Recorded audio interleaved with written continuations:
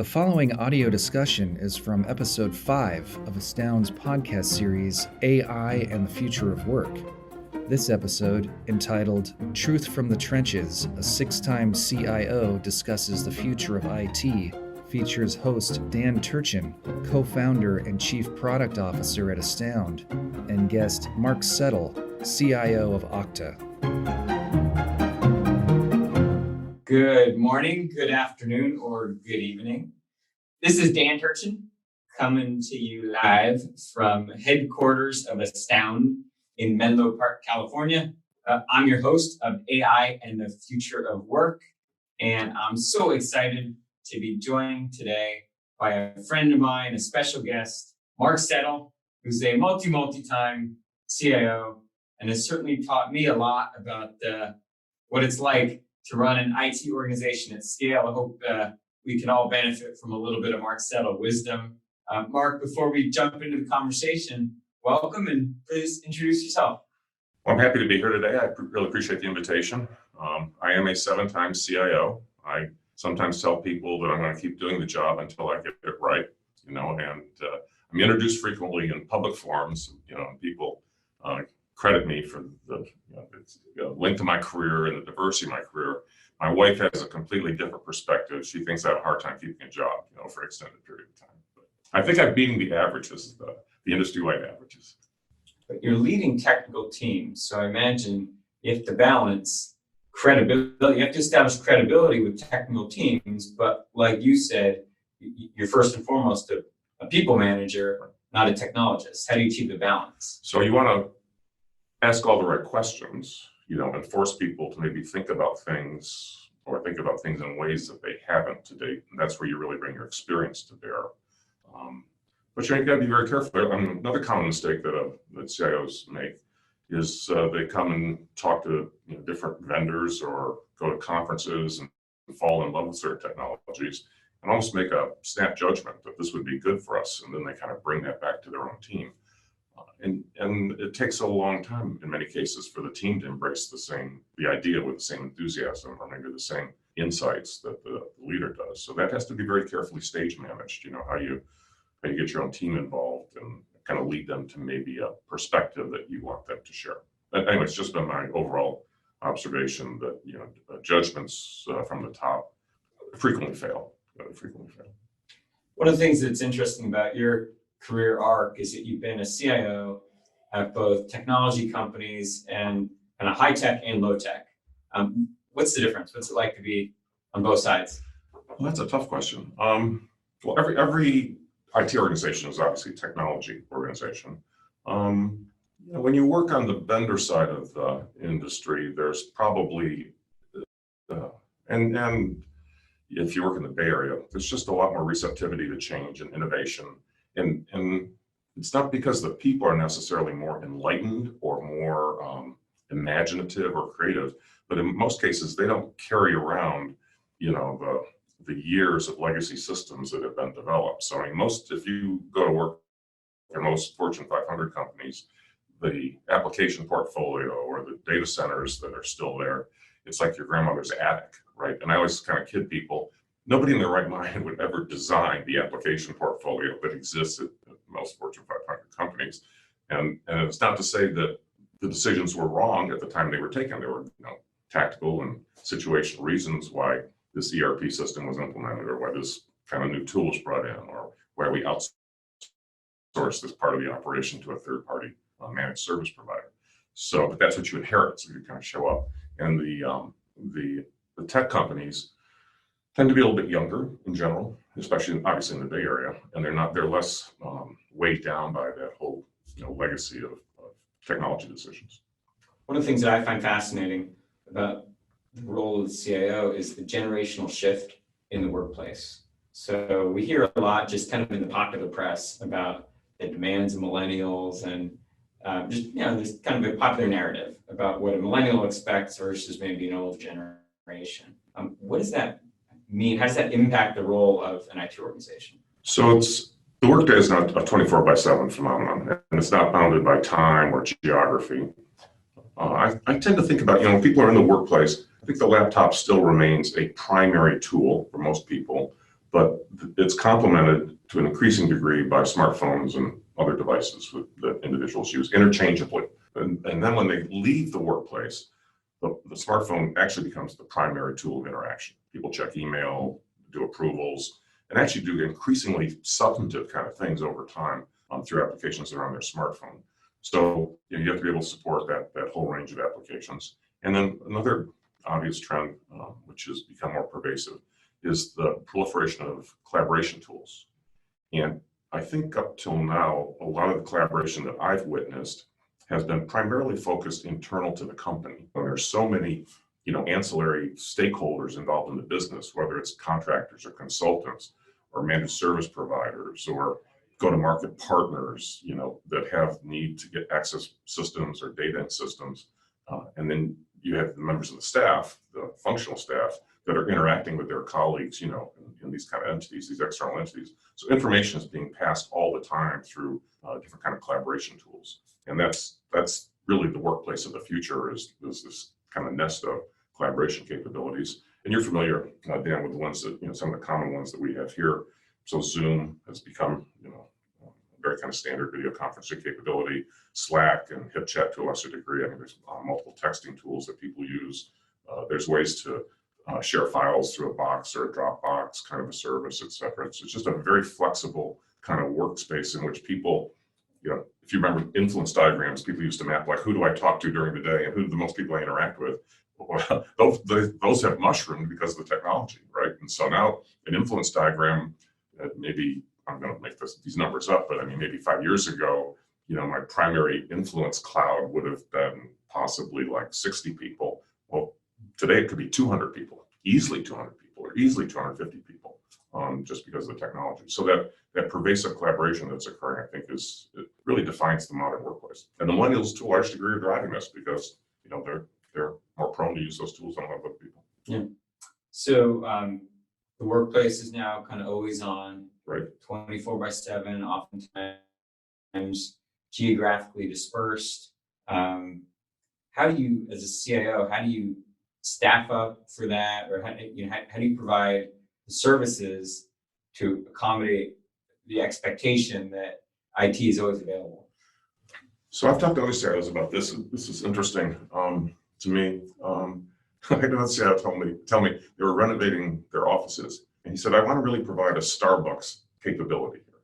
I mean, I want Wi-Fi everywhere. I have to be always on. I want people to be able to just walk anywhere in our facility, connect, and get to everything that they need to do their job. And I want it to be as frictionless as if they were in a Starbucks or a United Club or that kind of an environment." And so a lot of the, conventional kind of command and control ways we think about laying out networks and managing firewalls and, security are to some degree antiquated.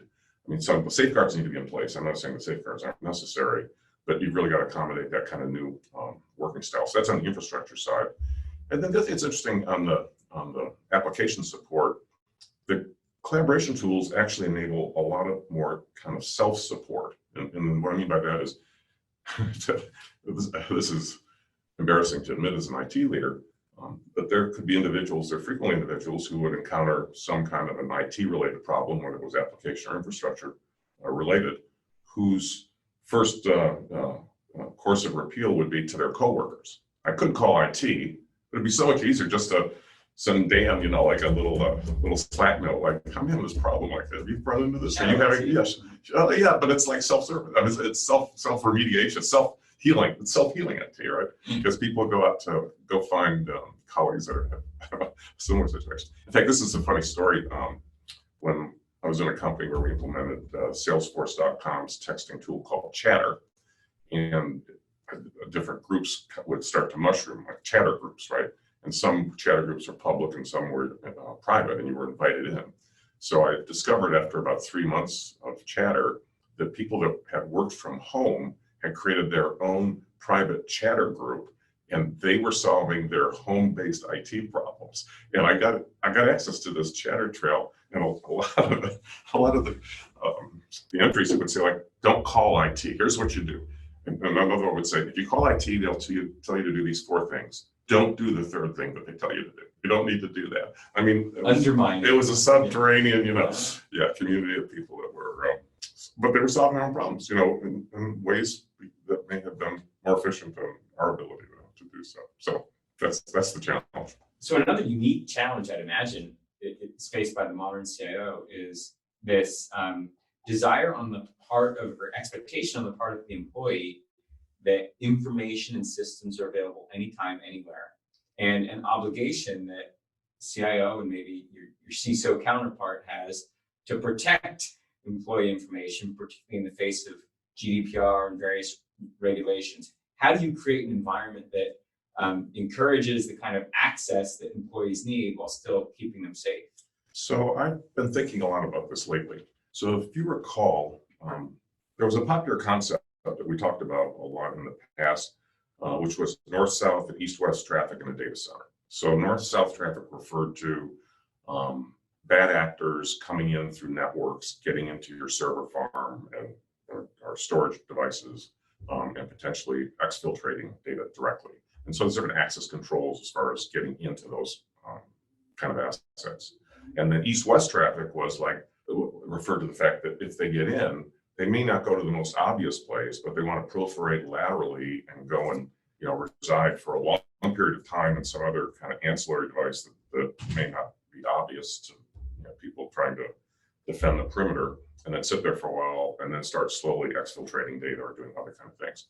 So there are a lot of tools out there today in a world in which most of the applications are cloud-based that worry about access to the cloud applications, which is kind of the north-south traffic. If you think so, in my mind, I've replaced the imagery of the data center with this imagery of cloud applications that are all integrated with each other, kind of like a nest, if you will, of cloud tools.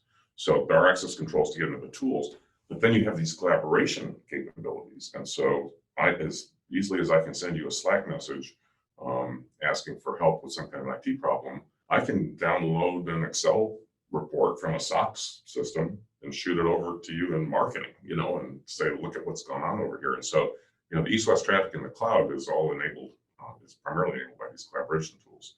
And it's very insidious. Nobody is intentionally doing something wrong. It just seems like an expeditious kind of thing to do at the end of the day. But that's the new frontier to me is thinking about the way the collaboration tools create this kind of east-west proliferation of data and secure information. So what's your partnership been like with CISOs? Do you find, are you often taking the side of the argument that information wants to be free, or that that your role is to enforce the compliance frameworks that the CISO needs? So I've had great relationships with CISOs.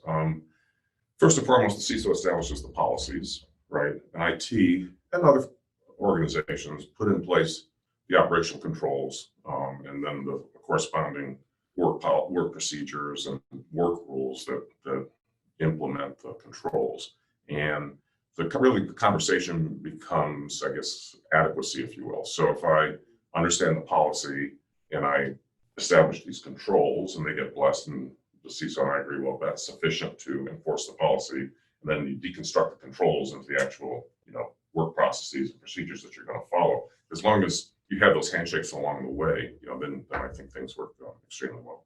One of the organizational issues that you run into is whether the CISO is going to manage sort of policy and compliance and operations, security operations, or whether the security operations piece is going to come over to IT. But that's my experience. The CISOs have primarily worried about the policy and compliance issues. It's an ongoing debate, not just in the Valley, but really everywhere in every industry, ongoing, about the future of work, and specifically in IT.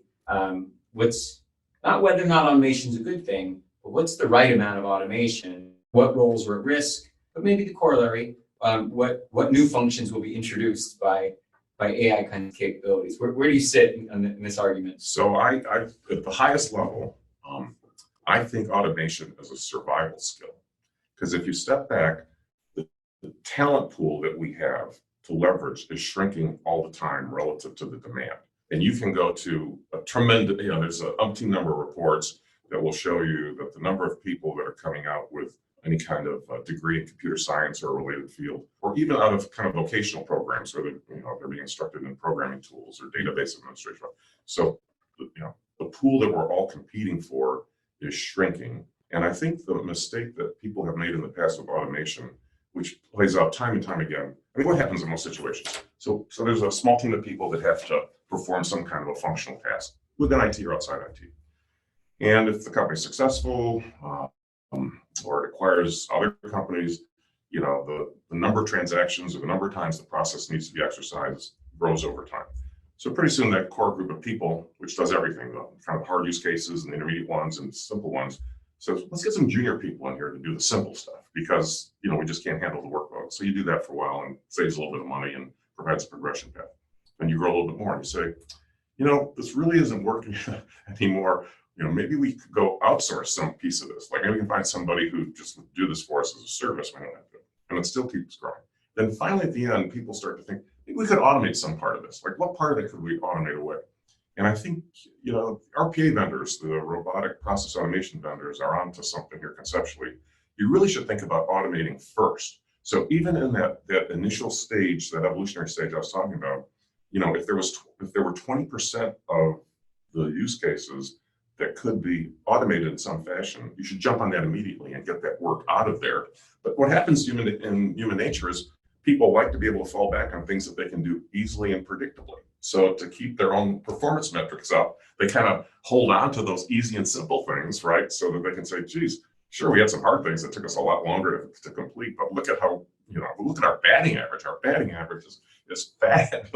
That's, there's all this stuff that takes longer and it's harder for us to do. So I think the RPA guys are totally onto that. And I think that you're leading me to a conclusion, which I've already got to my own mind, which is machine learning those kind of tools will pop up in all kinds of amazing and remarkable places. We share a common philosophy. Yeah.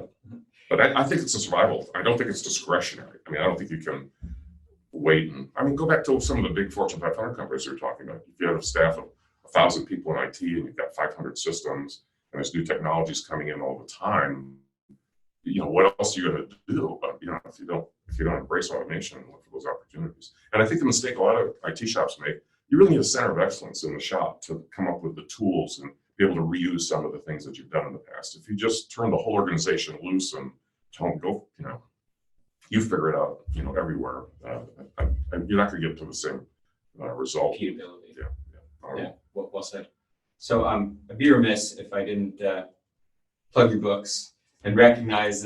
Yes, you would be. For the audience. So Mark is an accomplished author. So published a few years back, Truth from the Trenches about kind of IT management principles, and then there's a forthcoming. If I may tease it, Truth from the Valley. And one of the themes that I love that you talk about is it seems obvious when you make the point, but nobody goes to school to learn IT, and it really influences kind of the culture of IT. And as a leader, what it means to build an org where it's it's not like finance, it's not like marketing, right? No one has a degree in IT. Talk us through kind of your philosophy on that and how that has influenced the way you've grown organizations. So I think of IT leadership jobs as having three dimensions. One is political, frankly. You have to develop effective working relationships with other peers, regardless of whether you're a director in the organization, a vice president, or a C-level executive. You have to partner with the business. You cannot, help really do revolutionary. You can make IT more efficient to the nth degree, but that reaches a point of diminishing returns after a while. So, relationships with third parties, with your people, your friends in the business, your partners in the business.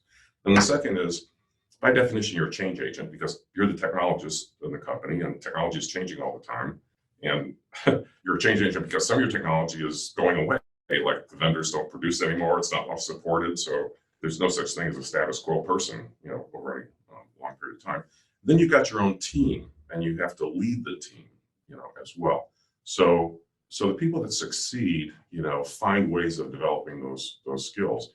And one thing I do counsel people to do at the end of every year, everybody in IT worries about development at any level. Like, am I learning new things? Am I grooming myself for advancement opportunities. And I counsel anybody who is interested in rising through the ranks at the end of every year, kind of put together a little report card. And I think there's kind of three dimensions of experiential learning that are very important. So the first is in technology. So you could say, well, this past year, I've either broadened or deepened my technical skills and capabilities, which is kind of an obvious one. The second one, which is maybe not so obvious, and unfortunately, some people take this, don't appreciate the importance of this, is learning more about the business, like how the business actually operates. How does the sales function actually operate? How do we find leads, qualified leads? How does it, the end-to-end knowledge of some of the key business processes? That's hugely valuable when you think about downstream job opportunities. And the third is the ability to work with and influence people. So perhaps you led a virtual project team. Perhaps you had a project where you had a strong dependency on a team in Europe or Asia, that have a different kind of both cultural mix and sort of time zones and geography challenges and getting something done. And you had to, learn how to operate in this kind of an environment. So I think at the end of the year, if you can say, well, my people influence or management skills or my technical skills or business knowledge was appreciably improved, then I've been developed. I mean, I've had a developmental experience. And unfortunately, people normally think, well, crap, that's what the company made me do. Like the CIO went and bought this new tool. So when he sent me to training on the tool, and they put me on this crazy project where I had to get up early in the morning and talk to people in Europe 2 times a week, whatever. And I didn't get to go to my favorite course. Then, that's how I measure development. I wanted to really go off and, I want to go to this conference or whatever. And that's the misperception or the fallacy or the mistake I think a lot of people make is you really learn through experiential learning. As we all know. You can go to a training course, but if you're not going to put that into practice within the next 7 days when you come back, it's largely an exercise in industrial tourism. You just got away from the office for a week and met some interesting people, and that's about it. So that's a long-winded answer to your question, I think. Good answer. What inspired you to write the second book, Truth from the Valley? So, Truth in the Valley, the premise of the book is that there are ways that we have approached people management and technology management and process management in these cloud native startup companies in the Bay Area that I think kind of serve as harbingers or precursors of some of the challenges that people in other parts of the country and really the world are going to experience over time. And so that sounds, very, very ambiguous, but I'm specifically referring to things like, the talent challenge that we talked about before. So the machinations we go through here, as you well know, to identify and attract and recruit and develop and retain talent is really exceptionally challenging and doesn't always exist in other parts of the world. Same thing with processes. You think about, we don't talk about security, but most of the cloud native companies here in the Valley, security is a do or die capability. I mean, you can't sell product unless you can convince people that you have a highly secure environment, and people aspire to a lot of certifications that they can publicly display to prove that to prospects. And that's just, I'm kind of cherry picking here, but there are a number of different dimensions of the way that we routinely do business. Some of the more obvious ones are the proliferation of SaaS-based applications to run the business and the complete abstraction of infrastructure over time. So you'd asked before about what are some of the skills that are coming and going. And it's pretty obvious, I think, that, our construction skills are becoming more devalued over time. Now, construction skills are important if you're building software-based products that are going to generate revenue for the company. That's not putting that in kind of a different bucket of activity, right? But as far as a classic IT organization that's managing the business applications that run the business every day, there's not a whole lot of software engineers running around building, one of a kind business applications. There's nothing that unique anymore. And the other thing that argues against doing that is the explosion of SaaS tools. I mean, in a way, no niche is too small, right? I mean, there's a tool for registering people at conferences and letting them design their schedules at the conference. Like these, there's just a massive assortment of tools that are out there. So for any IT group to say, oh, gee, that'd be easy for us to knock out some application like that, it just makes no sense whatsoever. I mean, so nobody does it anymore. But it's those kind of things that seem commonplace here, but I think we definitely are, and I've traveled quite a bit in the country, and I've talked to a lot of other CIOs, and to varying degrees, many other organizations are just encountering these things for the first time, and maybe don't appreciate the scale at which, like it's the leading edge of the wave, and they haven't really seen the wave break and crest yet. So hopefully the book will give them a chance to think a little more deeply about those issues. Hope all of our listeners read it as soon as it's out. Exactly. Mark, we've got time for one last question, and this is one I'm eager to get your answer here. What's the advice that you give to an earlier version of yourself? I had worked for several companies before I worked for a company that sold IT products and services to IT, so to speak, the vendor side of the industry. And I actually think I had a kind of condescending attitude about the vendor side. So I thought that I got a lot of self-worth and self-reward from thinking about being the buyer and aggregator of all these capabilities and putting them into the service of the business model or the objectives of the companies that I worked for. And I learned a lot by getting on the other side of the equation and understanding how vendors actually build product, how different capabilities come together on the vendor side through the acquisition process and the sales process. And so, I'd always been on the buying side. It's very interesting and instructive to be on the selling side as well. So if I was going to do anything over again and give a younger Mark Settle some advice, I'd suggest that he or she avoid some of that initial condescension attitude and think seriously about maybe spending some time on the vendor side. Actually, I think going back and forth would be a very healthy kind of way of managing a career. And I've done that a little bit towards the latter stages of my career. Mark, this is fascinating. I feel like we're just getting started. We're just getting started. Maybe when you write that third book, we'll have you back. We'll be reminiscing about the truth from the value. Such a pleasure to have you here today. Again, thank you to special guest Mark Settle, and thank you for listening.